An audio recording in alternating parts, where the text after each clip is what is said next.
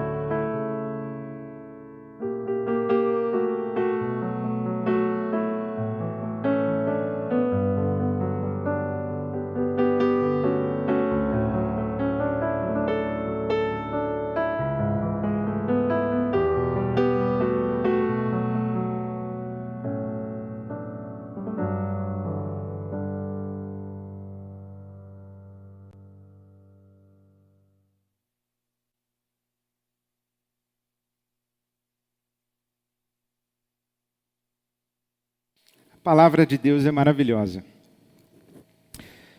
Deus nos fala. E este livro santo, bendito, palavra de Deus, é tão maravilhoso porque você pode entrar por esse livro por diferentes portas. E independentemente de qual porta você se utiliza, você percebe que essa porta leva você a uma outra porta, e quando você vai entrando e percorrendo estes caminhos, estes espaços que essa casa, que é a palavra de Deus, oferece, você vai descobrindo e percebendo um todo de coerência muito abençoador. Apesar de ser um livro escrito por aproximadamente 40 autores diferentes, ao longo de 2000 anos, imagine, o primeiro autor escreveu e 2000 anos depois ainda havia alguém escrevendo. Esse texto é um todo de coerência. E no centro, no coração desse texto sagrado, que nós chamamos a Palavra de Deus, deste livro bendito, no coração desse texto, está Jesus Cristo, nosso Senhor. Ele mesmo, Jesus, disse que nós deveríamos conhecer as Escrituras, porque as Escrituras testificam, testemunham, apontam para Ele e o revelam. E quando Jesus percorre as Escrituras, conversando com os seus discípulos naquela estrada a caminho da cidade de Emaús, Jesus usa a lei, os profetas, e vai abrindo uma porta e outra porta e outra porta, e a cada novo ambiente que Jesus, para o qual Jesus leva os seus discípulos, ali as cores a respeito de Jesus vão ficando mais nítidas e Jesus vai sendo revelado. Isso aconteceu comigo esta semana. O meu coração foi levado para vários espaços dentro da Escritura Sagrada e eu fui percebendo, rememorando e resgatando alguns princípios e algumas verdades e algumas promessas que fizeram muito sentido e que reparto com você nesta manhã. Das portas que eu podia entrar, por alguma razão, o Espírito de Deus me levou a esta porta do capítulo 4 do livro do profeta Malaquias. Capítulo 4 do livro do profeta Malaquias. Quando o profeta está dizendo, e palavras de Deus na boca do profeta, certamente vem o dia, uma promessa, certamente vem o dia, ardente como uma fornalha. Todos os arrogantes e todos os malfeitores serão como palha. E aquele dia que está chegando, ateará fogo neles, diz o Senhor dos Exércitos. Não sobrará raiz ou galho algum. E é muito interessante que João Batista, quando fala de Jesus, João Batista, o precursor de Jesus, ele diz, olha, eu batizo vocês com água, mas chegará aquele que vai batizar vocês com fogo. E aqui está o profeta Malaquias dizendo, vai chegar o dia, vem aí o dia, ardente como uma fornalha. E esse dia vai consumir os arrogantes e os malfeitores. E esse dia ateará fogo neles. Porém, versículo 2 de Malaquias capítulo 4. Porém, mas para vocês que reverenciam o meu nome, diz o Senhor, o sol da justiça se levantará, trazendo cura em suas asas, e vocês sairão e saltearão como bezerros soltos do curral. O sol da justiça se levantará, trazendo cura em suas asas. Eu fiquei preso nesta promessa. O sol da justiça se levantará, trazendo cura em suas asas. Essa promessa de cura, trazendo cura. Bom, óbvio, nós estamos no meio de uma pandemia. Nós estamos ainda com um número de pessoas infectadas pelo coronavírus crescente. Nós estamos com um número de pessoas que estão falecendo, morrendo por causa da Covid-19 ainda muito alto. Nós estamos no meio de uma pandemia, nós estamos lidando com uma enfermidade, com uma doença mortal. Então esta promessa que Jesus traz cura, ela é extraordinária e, claro, encontrou um eco no meu coração. Mas esta palavra de Malaquias capítulo 4, versículo 2, me levou imediatamente para outros quartos, outros ambientes, outros espaços da palavra de Deus, e eu fui abrindo portas e me lembrando, e especialmente me lembrando de algo muito extraordinário que aprendi, e nesse tempo, inclusive, de pandemia e das nossas celebrações, quando não estamos juntos presencialmente, eu tenho revisitado histórias, tenho revisitado algumas verdades da palavra de Deus, algumas revelações da palavra de Deus significativas para esse momento. Então, eu entrei por essa porta, que o sol da justiça se levanta e traz cura em suas asas.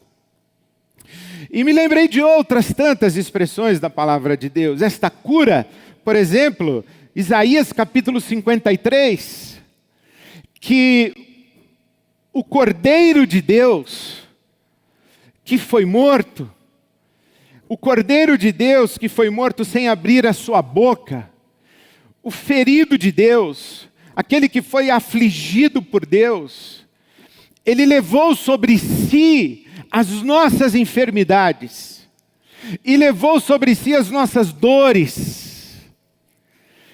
Diz o profeta Isaías no capítulo 53, ele está falando do servo sofredor de Yahvé.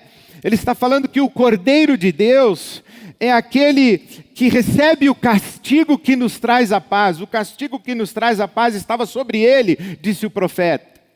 Então esta figura de Jesus que se coloca no nosso lugar e sofre o nosso padecimento para dar a nós, em lugar da nossa enfermidade, das nossas dores, do nosso sofrimento, a paz de Deus, a paz com Deus, a cura para as nossas enfermidades. Esta afirmação que Ele levou sobre si as nossas enfermidades, e Ele traz cura em suas asas, esta ideia de que Jesus é o nosso Salvador, mas Ele é o nosso curador. Ele é quem nos cura. Porque é possível ser salvo sem ser curado, sem ser sanado. É possível experimentar salvação que não resulte em cura. Para muita gente sim, porque a salvação, na cabeça de muita gente, é vista como uma experiência jurídica, uma transação judicial, em que o pecador é um réu que cometeu um crime grave contra Deus e ofendeu a justiça de Deus. Agora Deus está possuído de ira, e vai exercer a sua fúria condenatória sobre o pecador. Há um sermão, inclusive, muito famoso na história da tradição cristã, Pecadores nas mãos de um Deus irado. O pregador foi um inglês chamado Jonathan Edwards. Pecadores nas mãos de um Deus irado. E essa ideia da salvação, em que nós, os seres humanos, nós ofendemos a Deus, cometemos um crime, um ato de rebeldia, de desobediência, e Deus está furioso para conosco, e então Ele é um juiz.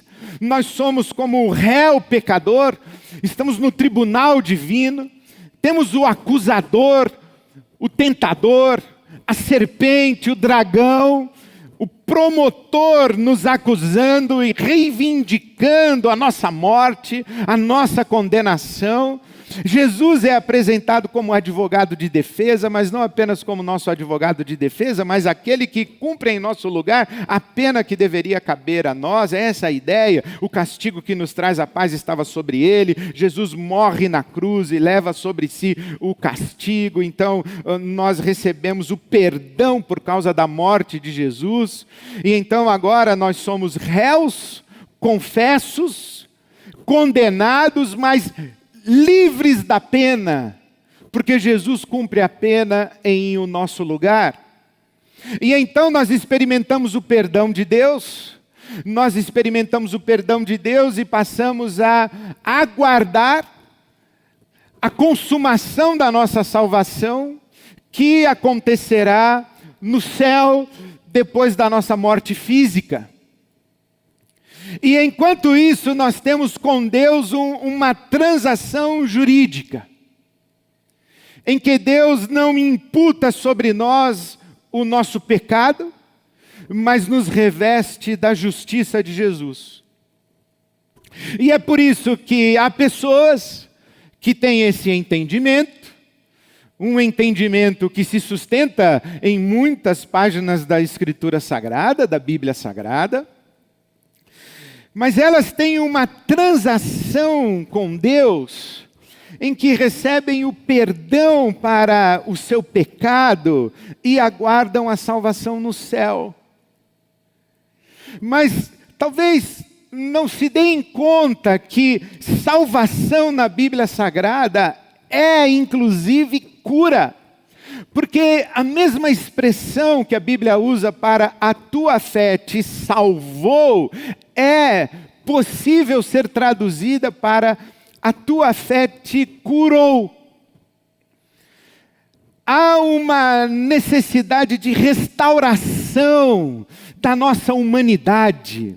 Há uma necessidade de uma restauração da imagem de Deus em nós. O problema do pecado não é apenas que ele deixa Deus magoado. Se o problema todo fosse esse. A grande questão do pecado é que o pecado causa avarias em nós.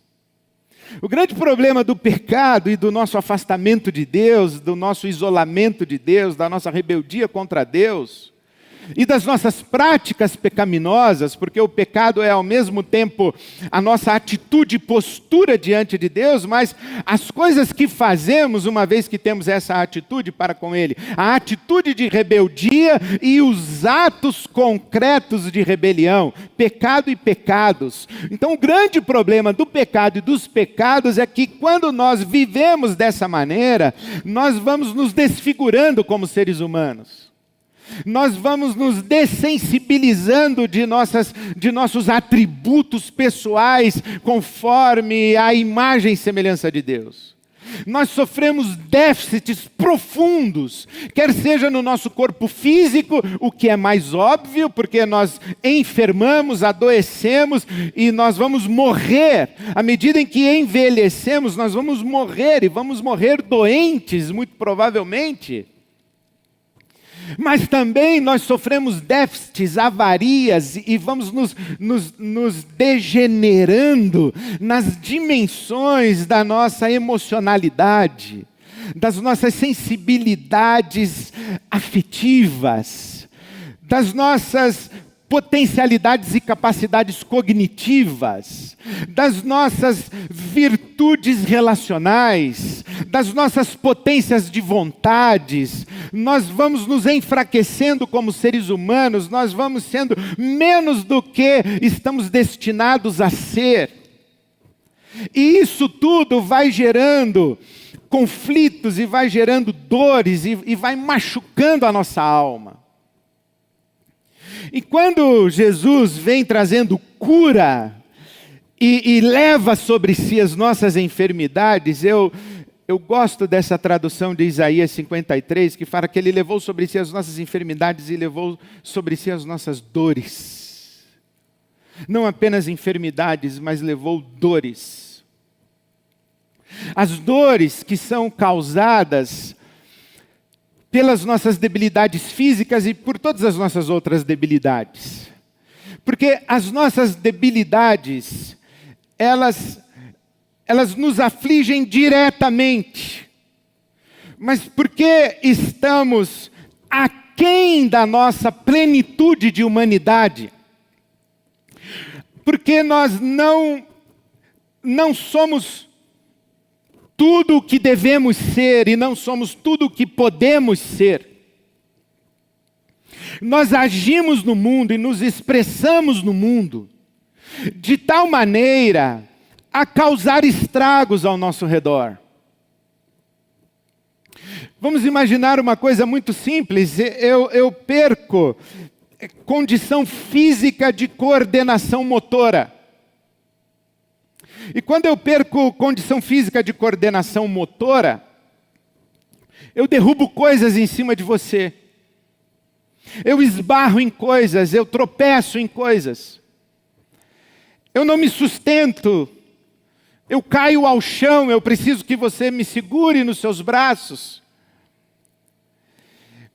E este meu estado, que não é necessariamente uma má conduta moral, não é necessariamente um pecado, o fato de eu não sustentar um copo de água nas minhas mãos e deixá-lo cair, não é maldade da minha parte, é porque eu perdi condição motora, eu perdi condição física e o copo caiu ao chão. E o copo pode ter ferido você, os estilhaços de vidro podem ter ferido você, mas eu não queria ter ferido você. Mas aconteceu. E quando eu vejo a minha condição de debilidade, eu sofro.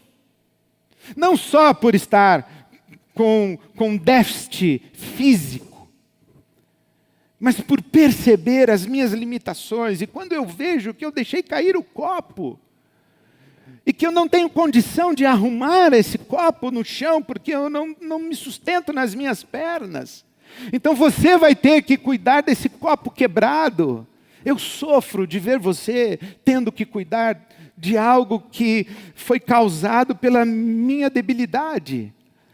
E quando eu vejo que o copo feriu você e vejo você sangrando, eu sofro por ter ferido você.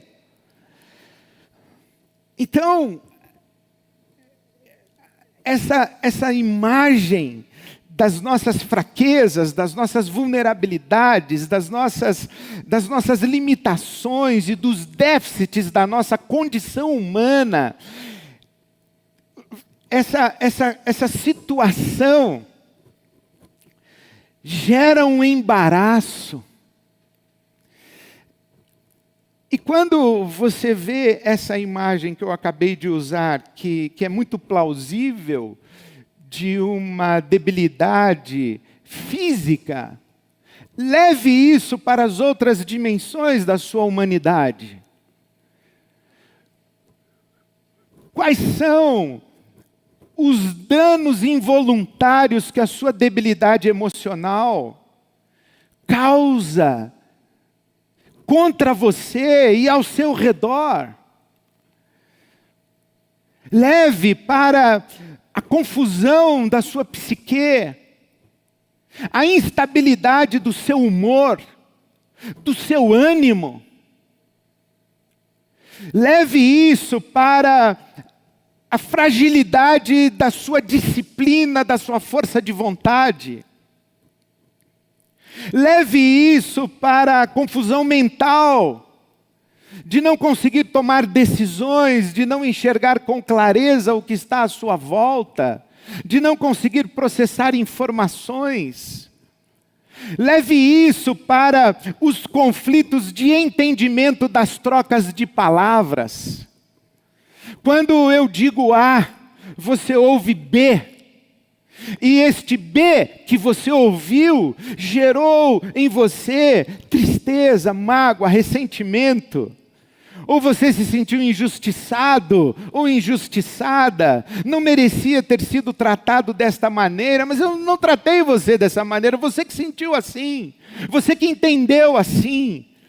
Ou eu quis dizer uma coisa, mas por causa da minha irritação eu não consegui dizer. por causa do meu déficit emocional, por causa da minha preocupação, da minha ansiedade, do meu medo, por causa da minha angústia, ou por causa da minha enfermidade, ou por causa do meu pecado, eu não consegui ser tudo o que eu deveria ser. E existe sim uma dimensão da nossa humanidade e da nossa relacionalidade que está profundamente relacionada ao nosso pecado. Mas existe sim uma dimensão da nossa relacionalidade, da nossa afetividade e da nossa autopercepção e da fragilidade do cuidado que temos para com a gente mesmo, que não tem a ver com o nosso pecado, mas tem a ver com o fato de nós não sermos tudo o que estamos destinados a ser. Tem a ver com fraquezas. Tem a ver com debilidades, não com maldade.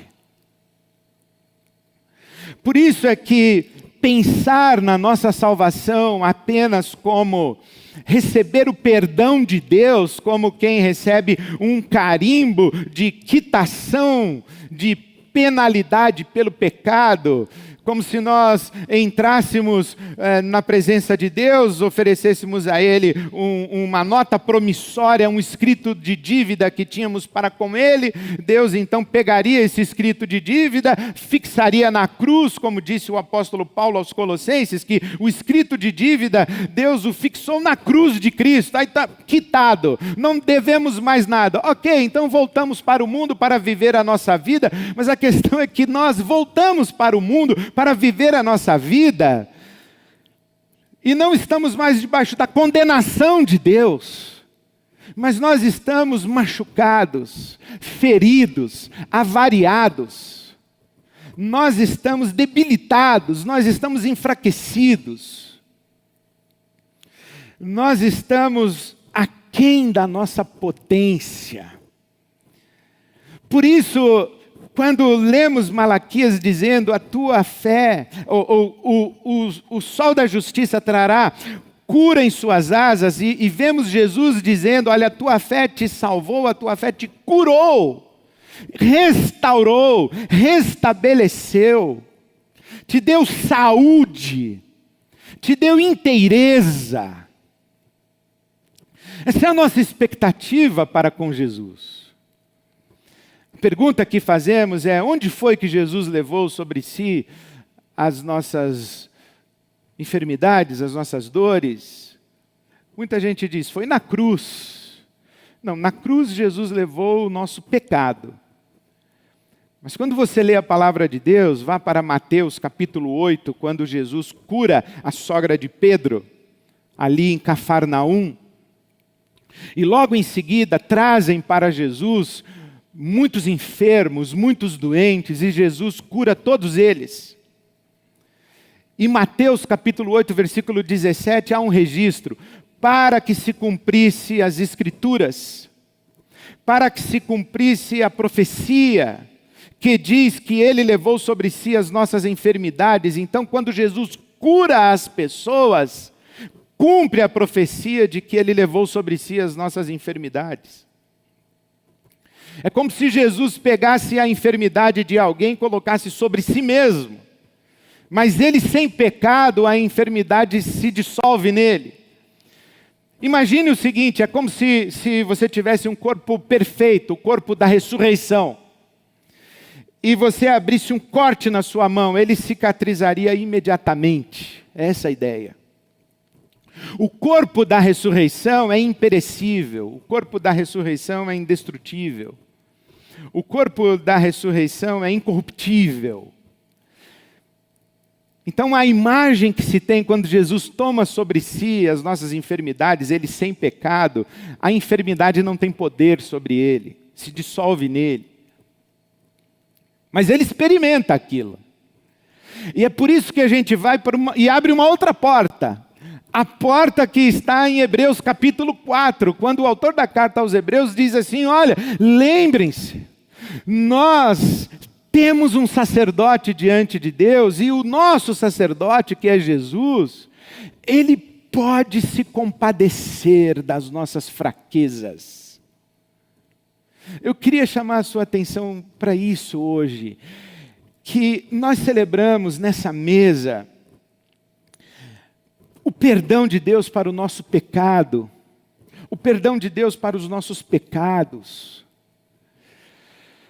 Mas existe uma camada segunda, um outro anel em volta disso aqui que é o pecado, tem um outro anel aqui em volta, que são as nossas fraquezas,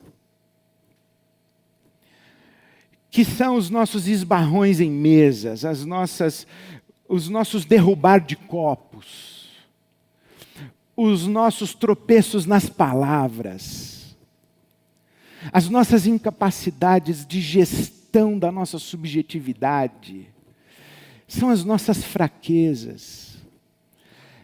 E a palavra de Deus diz que Jesus pode se compadecer das nossas fraquezas. E quando eu leio Isaías 53, que ele levou sobre si as nossas dores, é como se eu ouvisse Jesus dizendo para mim assim: Ed, eu sei que não foi por maldade. Eu sei que você não queria ter feito, não queria ter dito.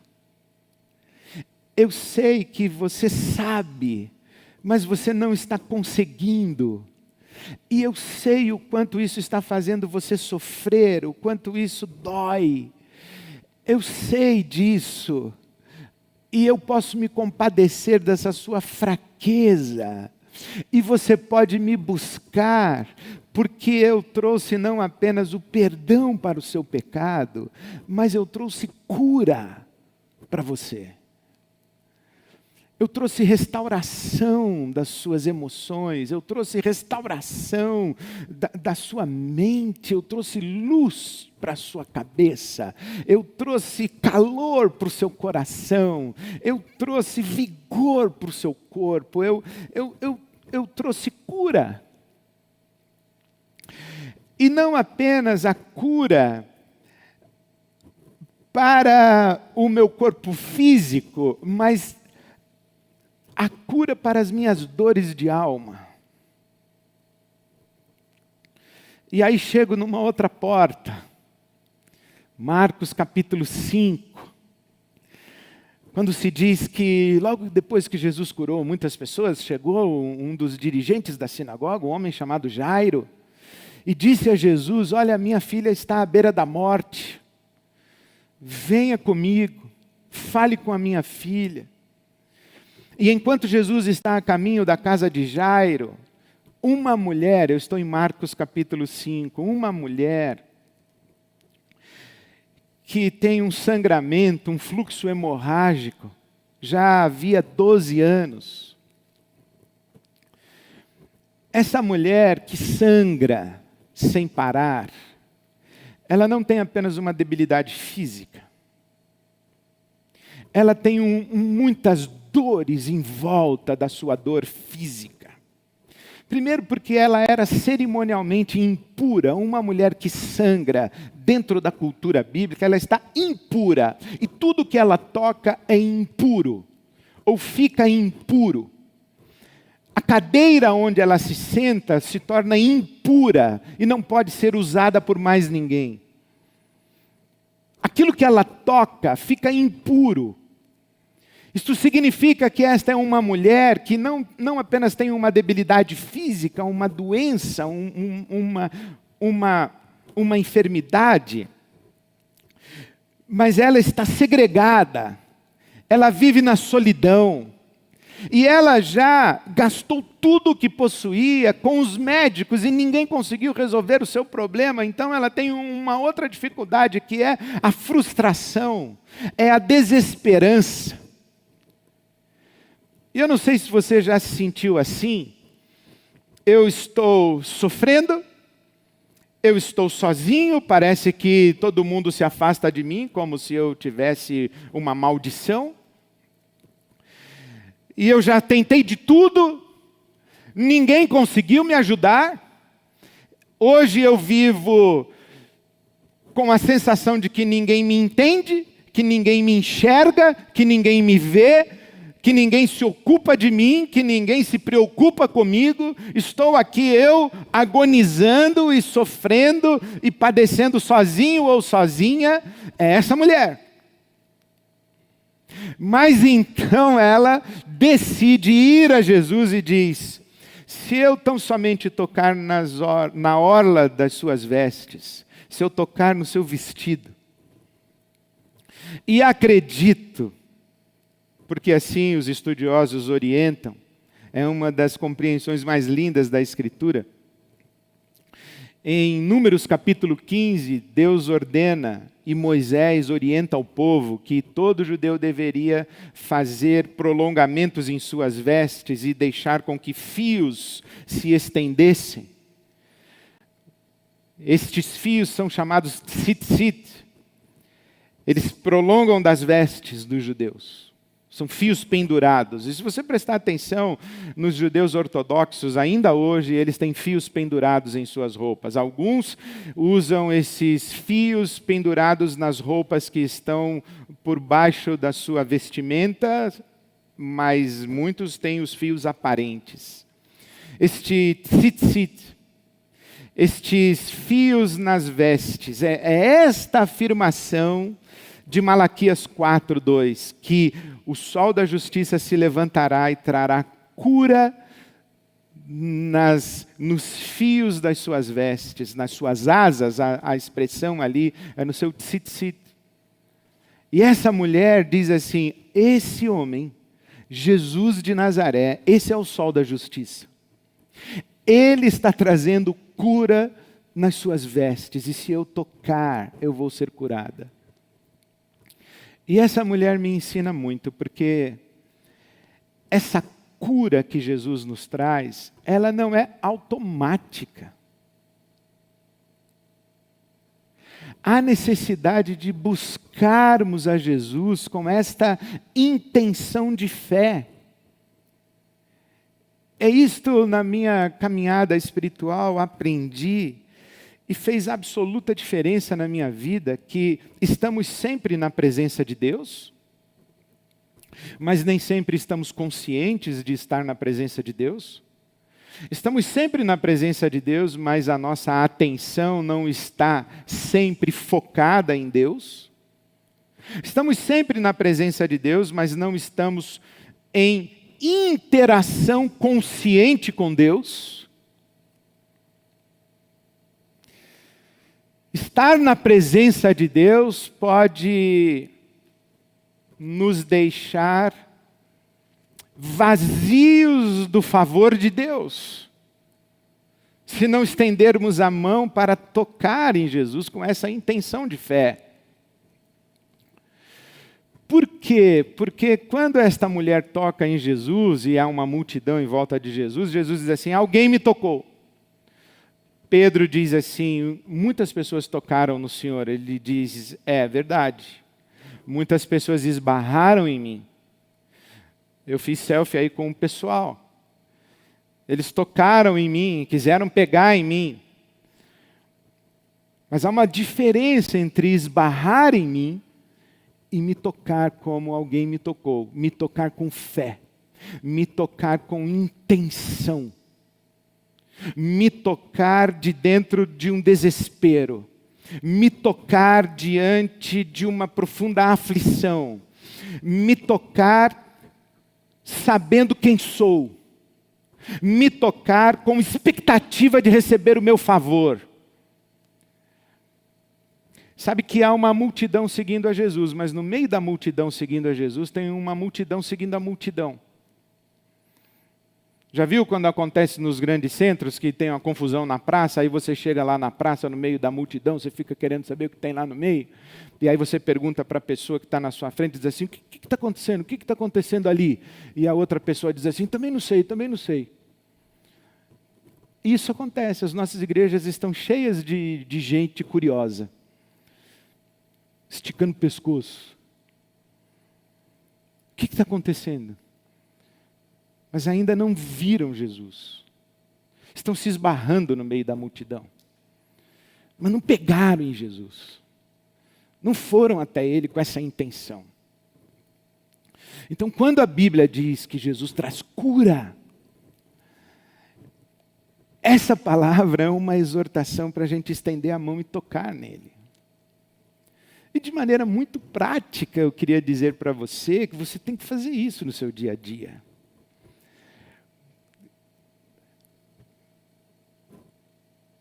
Henry Nouwen, que é um mestre espiritual, ele diz que as nossas disciplinas espirituais, exemplo, a leitura da Escritura, a meditação, a oração, o louvor, o jejum, o silêncio, o descanso, o retiro para a solitude, são disciplinas espirituais.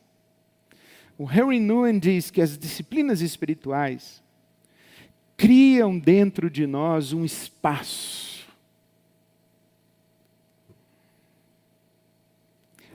para a presença de Deus ganhar densidade em nós.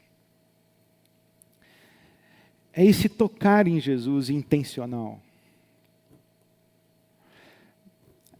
Você já teve um momento em que você diz assim, eu preciso ficar sozinho um pouco. Eu preciso ficar em silêncio um pouco. Eu preciso de espaço.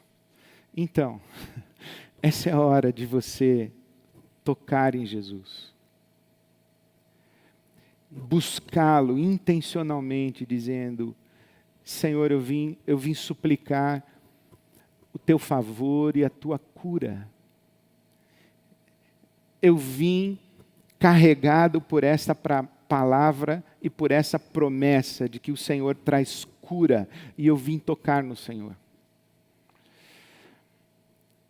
Eu fico imaginando nas nossas celebrações, nos nossos ajuntamentos, quantas pessoas estão presentes, mas quantas de fato tocaram?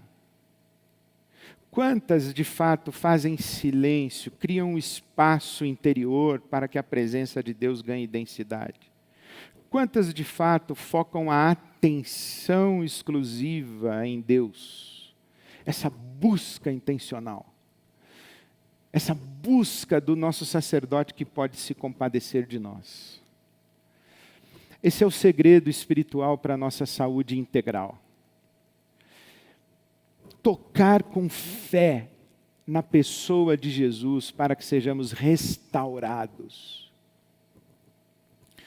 Nós vamos em direção a Jesus em busca de perdão, mas isso nós já temos. A palavra de Deus diz que nenhuma condenação há para aqueles que estão em Cristo Jesus. Mas a nossa restauração ainda não é plena, ela vai acontecendo. E à medida em que vamos vivendo, nós necessitamos tocar em Jesus e experimentar o poder de Deus, produzindo fruto na nossa vida. Então eu queria encorajar você, nesse tempo, a prestar atenção nas suas feridas, prestar atenção nos seus machucados, prestar atenção nas suas dores e fazer o que essa mulher fez. Ir em direção a Jesus com intenção de fé para tocar. E dizer a Jesus, Jesus, eu estou sangrando. Eu estou sangrando.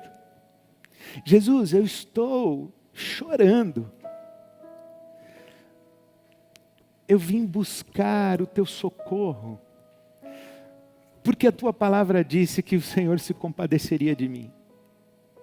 A tua palavra disse que o Senhor entenderia, que o Senhor sabe o que eu estou sentindo e o que eu estou vivendo. Então eu vim tocar no Senhor.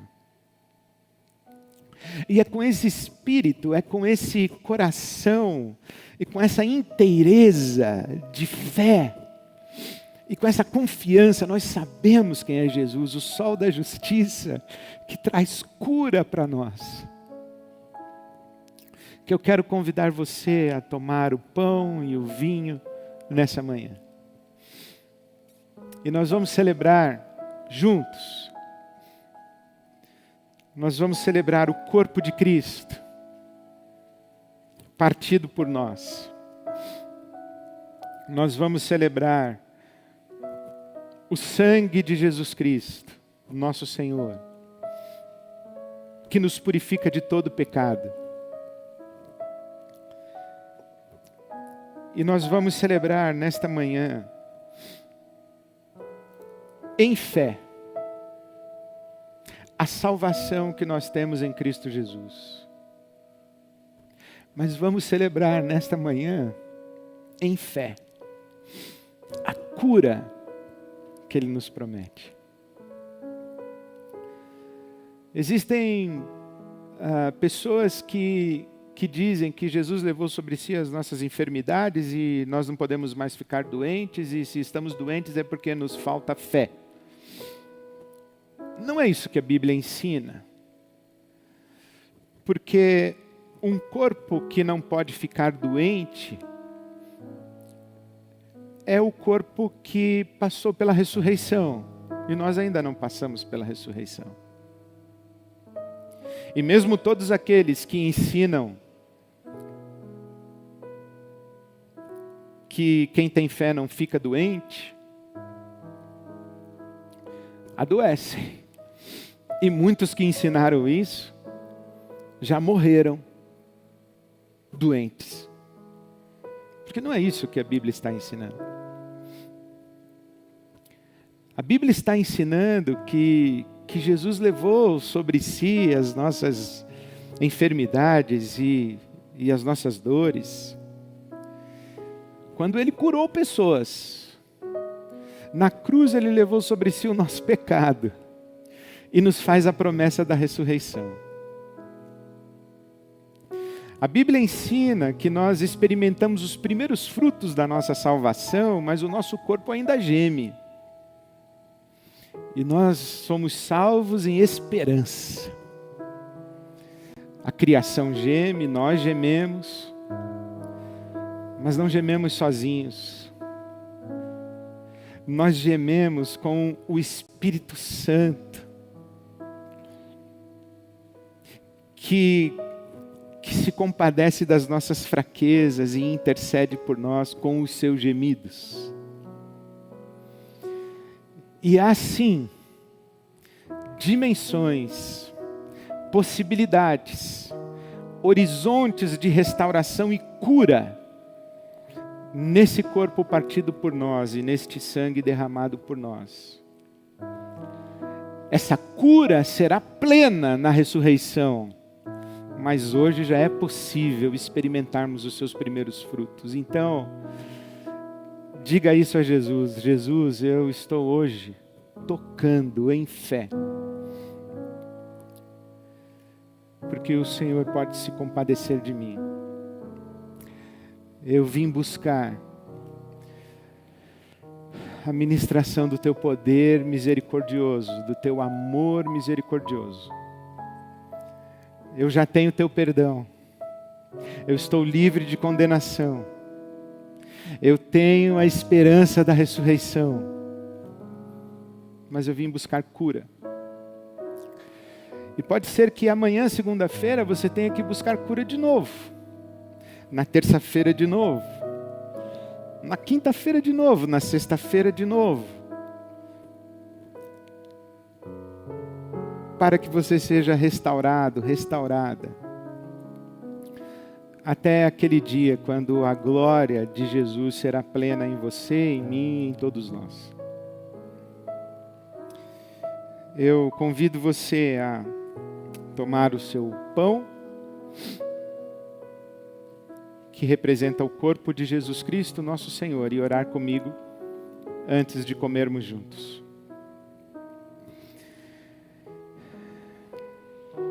Obrigado, Jesus, pelo Teu corpo partido por nós.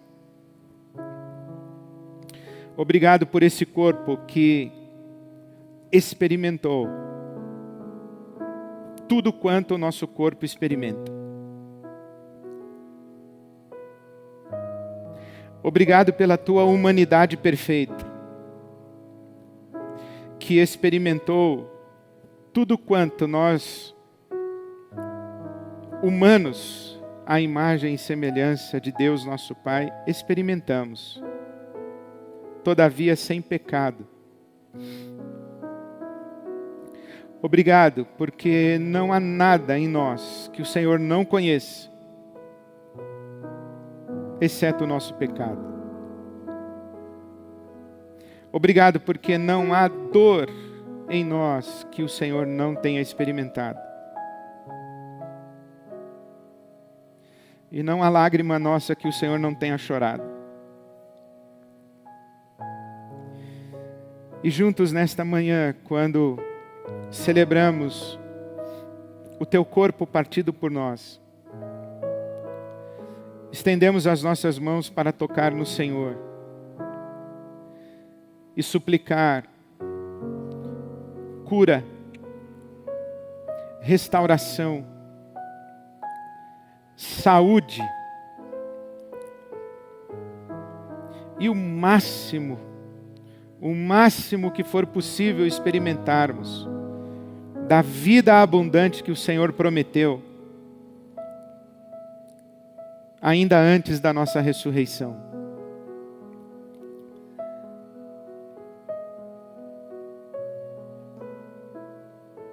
Que do Senhor saia virtude e poder, invadindo aqueles que te tocam.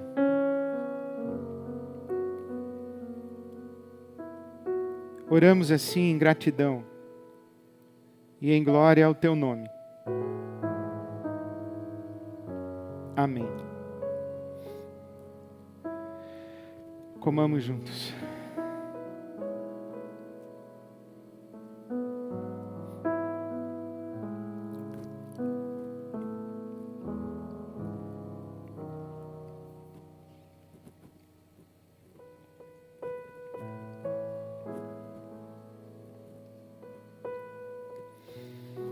Jesus nos prometeu que cearíamos com Ele no reino de Deus consumado, lá naquele dia, quando não haverá mais dor, sofrimento, enfermidade, morte, quando não haverá mais lágrima, quando Ele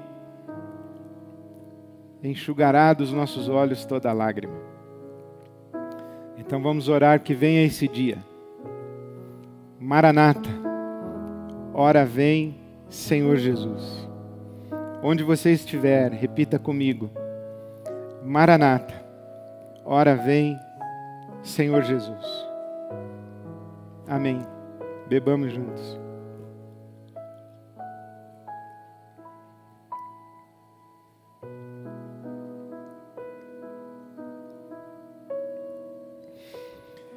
Que o amor de Deus, o nosso Pai, a graça maravilhosa de Jesus Cristo, nosso Senhor, a comunhão e a consolação do Espírito Santo, seja sobre você, a sua casa, sobre todo o povo de Deus espalhado na face da terra, até aquele dia. Amém.